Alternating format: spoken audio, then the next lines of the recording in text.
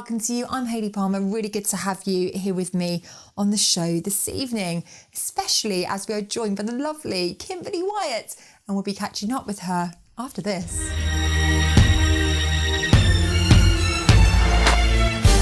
It's great to have you on the show, Kimberly. How are you? I'm good, thank you. How are you?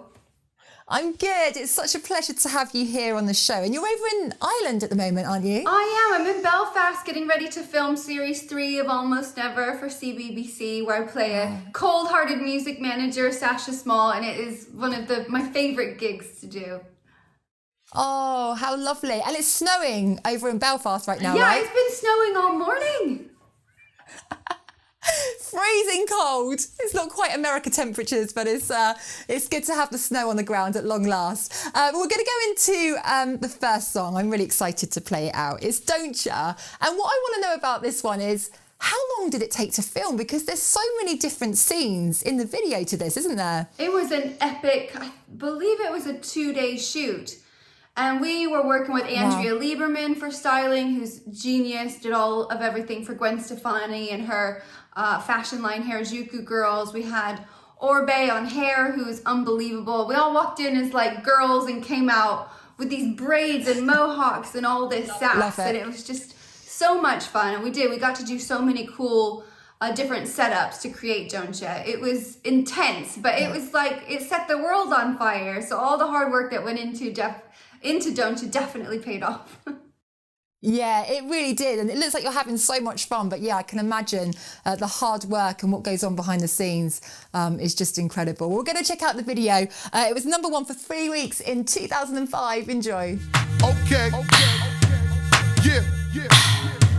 Are we about to get it just a little? Now, I want to rewind, Kimberly, how everything started for you, because am I right in saying that you started at the age of 7? But I mean, dancing has really always been your passion, hasn't it?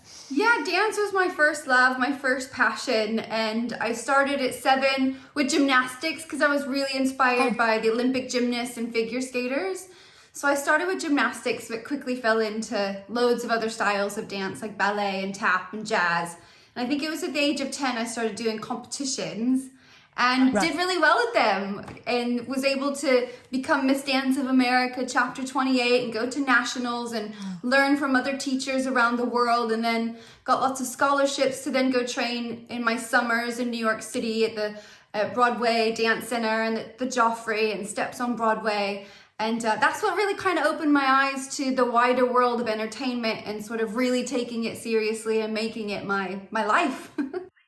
Yeah, and I just think with dance, I mean, I trained in dance, Kimberly, but there's no way I can do anything what you do. What style? No, it's serious. It's serious. I can just about do right leg splits if I've had a few drinks. That's it. But I mean, for me, dancing, I mean, I just do little Zumba classes and stuff online. And for me, when I dance, I just completely forget about everything. And I think that's the thing, isn't it? Dance is a real escape, isn't it? That's it. I was a really shy, insecure child. I'd experienced a lot of things that I really shouldn't have at really early ages. And I didn't know how to find my confidence in myself when I look in the mirror. But it was stepping into a dance studio where I could learn choreography and do tricks and leaps and kicks and turns. And that's where I was like, oh, I really enjoy like what it's bringing out of me. And then being able to find a song where you like truly connect emotionally and can pour your heart into. It's a release. It's something really beautiful that is, I think, why I really fell in love with it.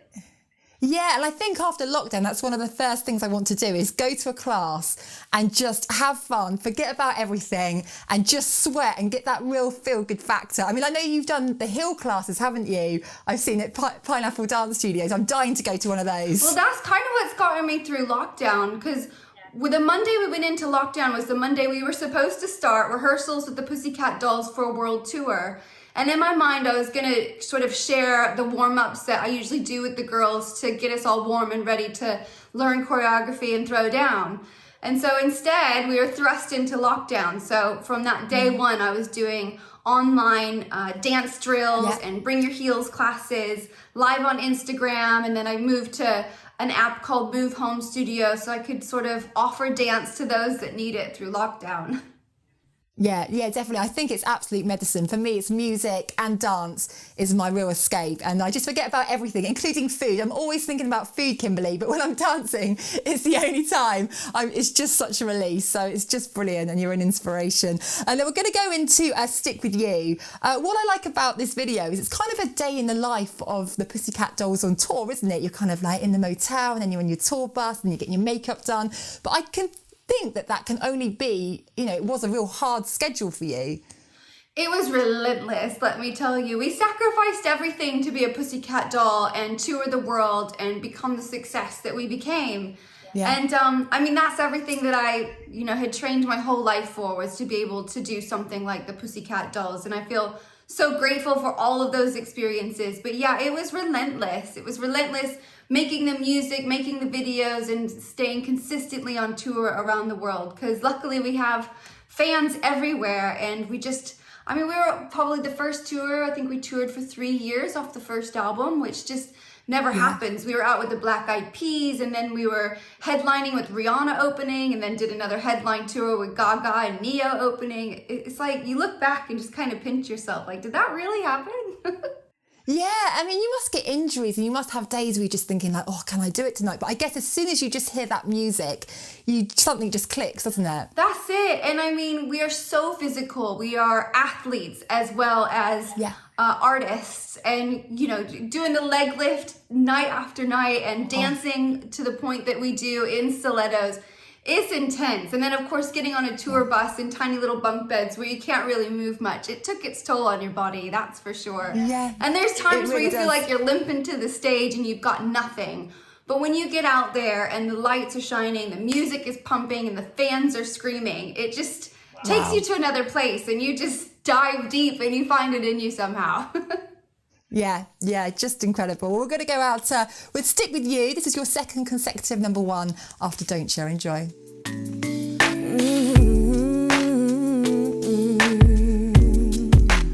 Now, Kimberly, I want to talk about the success of the Pussycat Dolls. They called you the decade's most successful girl group, and I feel like in the UK, we really did welcome you, didn't we? Massively. I think the UK was the first place we came to perform when we launched, and the love and adoration we felt when we came to the UK was next level. And we did feel that around the world, but there's just something really special about the UK that kept us coming back, and we got our doll names. I remember they named me Punk Doll, and it was just such a welcoming, and that's really what's helped me end up here with a family and 3 children and a gorgeous husband. Yeah, because you guys live over here, don't you? With your beautiful children. I do, yeah. Oh, how lovely. And you like it over here in the UK? I love it. I'm a bit sick of the grey, cold weather at the minute, but... Tell me about it.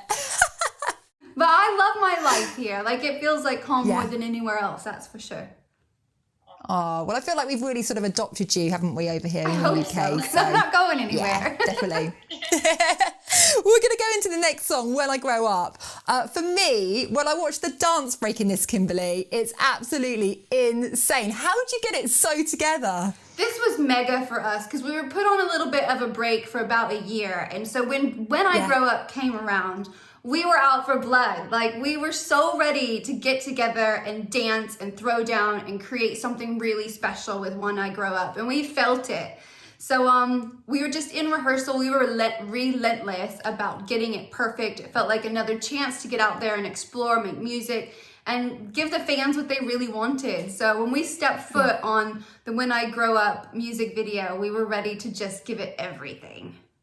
Yeah, you most certainly did. And I just love your standing over split, your signature move, of course. I tried to do this, Kimberly, and the thing with me is I only practice with my good leg, and I can always remember my dance teacher saying, yeah, we know you can do your right leg. You've now got to do your left leg. But, you're just naturally flexible. I had to really work at it. Well, it didn't come easily. It came from years of ballet training. I had a bit of flexibility and worked on that. But to get to the control, to be able to hold it and do those sorts of things took so much practice. And like you said, I can do it on both legs, but when you do it on tour night after night, you want to be able to trust the fact that in front of 10,000 people, you're not going to bottle it.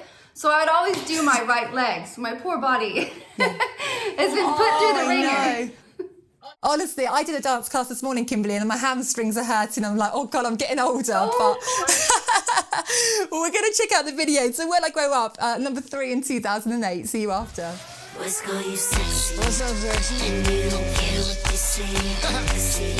Now, you've gone on to pursue a range of projects, one of them being my favourite, Got to Dance. I mean, how was that for you, being a TV judge? It was a dream job, honestly. I'd left the dolls at that point to explore other options, and Got to Dance came around. And for me, you know, my first love being dance, being able to sit in the middle of Got to Dance and see the talent that the UK has to offer, and go back, you know, 5 series of seeing everybody develop and grow as dancers, and being able to have a chance to just support that and give feedback that I was hopeful would help them take their talent to the next level. It was a dream, and I've met so many amazing people that I still have in my life because of it. Yeah, just brilliant. And I saw last night on YouTube, there's a clip, I think it was series 3, and it's you and Adam Garcia doing a duet. It's one of the best things I have ever seen on TV, Kimberly. It's just phenomenal. How did that even come together?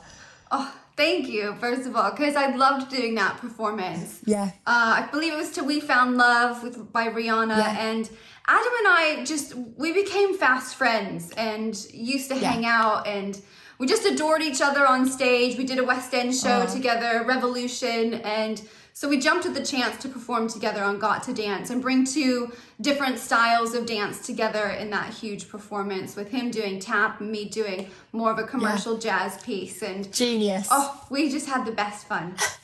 It's just genius. You can check that still out on YouTube, everyone at home. And also, I remember seeing you on Celebrity MasterChef, which you won. I mean, you just got it all, Kimberly. I mean, I can just about do a poached egg on toast at a push, and I'm living on deliveries right now. But I mean, have you always had a love for the kitchen? No, I was so horrible in the kitchen before MasterChef, but I mean, I used to bake. My mom and I used to bake because we didn't have a lot of money growing up. So to afford dance classes, costumes, flights for nationals, and all those sorts of fees, we would bake lots of cookies and cakes and cupcakes and things and sell it to teachers and around the businesses and stuff in my little small town in Missouri in America to help raise money. So baking was more of my thing. Cooking, I couldn't even make a cup of tea. Like, I met what is now my husband. I poured cold water. Now. Unbelievable. But I had just had my first child, who was 4 months at the time, and I had realized that cooking was going to be a huge part of my life, and I needed to learn quickly. So MasterChef was like just a challenge to learn, and my goal was to get through the first round, and to have made it all the way to the end and to be the MasterChef champ was massive. Yay, love that. Well, we're going to go into the next song, Derriere, which is your awesome single. I mean, how hard was that for you without the girls? Well, luckily, after the Pussycat Dolls, I made an album with my friend Spencer called Her Majesty and the Wolves, and it gave me an opportunity to really sink my teeth into writing and singing and producing and really being a part of the creative process of making music, and I loved it. And so then when I sort of departed to doing a bit of solo music, I met the White Nerd, who's brilliant at bringing these trap sounds and these beats that are just so infectious. So when Derriere came about, I wanted to make something really special with it. So of course came up with the Derriere performance for Got to Dance, and then extended that experience to a short film called Tea for Two that I actually did with my husband, Max Rogers, and we won lots of short film awards for it and whatnot. And it tells a wider story of Derriere. So yeah, it was a really special performance for me. Oh, we're going to check out the video, and we will see you very shortly. Shake it, Derriere. Welcome. Shake it, Derriere. Shake it, Derriere. Shake it, Derriere. Let me see you move it. Shake it, Derriere. Shake it, Derriere. Down, down, down, down, down, down, down.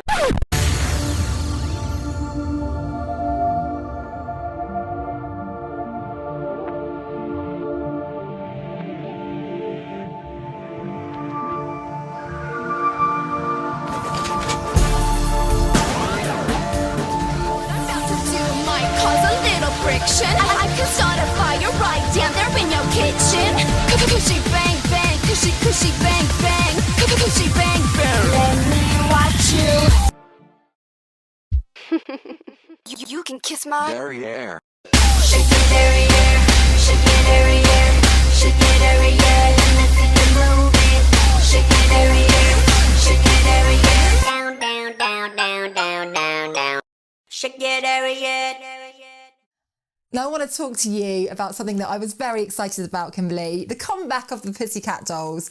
I mean, what was it like for you guys when you first got back in the rehearsal studios? It must have been an incredible feeling. It was epic, to be honest. It was years in the making, and there was a point where I didn't think it was going to happen. So to finally step foot into the studio with the girls after over a decade was an epic experience. And on top of that, I had just had my surprise baby number 3 just 6 weeks previous. So I walked in with my little infant and my husband. I was still breastfeeding and having a completely different Pussycat Dolls experience for the whole journey of React. But I felt so thankful and grateful to be able to still do what I love and celebrate being a woman and being a Pussycat Doll whilst being a mum at the same time. Yeah, because I guess you've all kind of grown up so much and evolved so much, but I guess it's kind of, you are a very close group of friends, and sometimes when you don't see your friends for a while, but then you come back together and nothing's changed, and that's a nice feeling, isn't it? It was brilliant when we started putting on all the hits like Buttons and When I Grow Up and trying to remember the choreography, and just all of a sudden we were all just falling into the pocket with each other like no time had passed. Yeah, because when I saw you on X Factor, I just remember sitting there with my fish and chips, just watching and just being like, wow, this is awesome. I mean, that must have felt like nothing had changed, right? I mean, for me, it was different because I was breastfeeding backstage with my little infant and then stepping on stage to become a Pussycat Doll for this comeback performance. And, you know, it was a huge challenge because I'd had a cesarean, and, you know, my husband Max really helped me with Pilates and keeping me safe to get to the point of only 6 weeks after to get on that stage and deliver that performance. So, yeah, there was a lot of screaming and tears of happiness after that was done. Oh, wow. You're just like Superwoman. Just amazing. And we're going to go into the next song, React. Now, this was literally a year ago, wasn't it, that this came out? Yeah. And I mean, how was that with this single?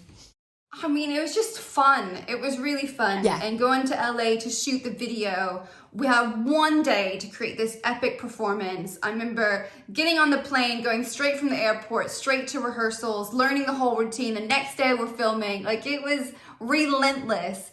And the stage was so hot, our latex is melting. We had soot coming out of our nose and our ears. It was nuts. But the reaction of React was amazing. Like, it just brought all the fans from around the world back together, and you saw that people really did want the Pussycat Dolls back. And, you know, we didn't know. It's been a while. You know, we're all older now, and we're very much women, and, you know, it's a new era of Pussycat Doll stardom, and to know that people were into it, it was lovely. Well, it made us very happy, and here is the video to React.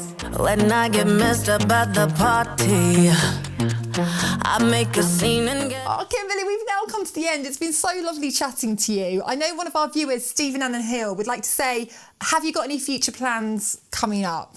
Yeah, we do. I mean, there's a world tour waiting for us as soon as the world will allow. And we're looking at making some new music, new videos, so just getting back out there and connecting with our gorgeous fan base and doing what we love to do. One last big epic time. Yes, bring it back. And also we can follow you on Insta. I know you kind of do your workouts on there. I've seen the side planks, Kimberly. I've been trying them. Yeah, just a little offering to help you through lockdown. Love that. Well, thank you so much. It's been such an honour and pleasure to have you here on the show, Kimberly. It's Kimberly, everyone. Thank you. Oh, we've now come to the end of the show, but a huge thank you to Kimberly Wyatt for being an incredible guest on tonight's show, and to you at home for supporting the show. We really do appreciate it. Now, I will see you same time, same place next week. We're going to leave you with the last song that I want to dedicate to Linda, who I know is watching the show this evening. Stay safe, and I will see you then.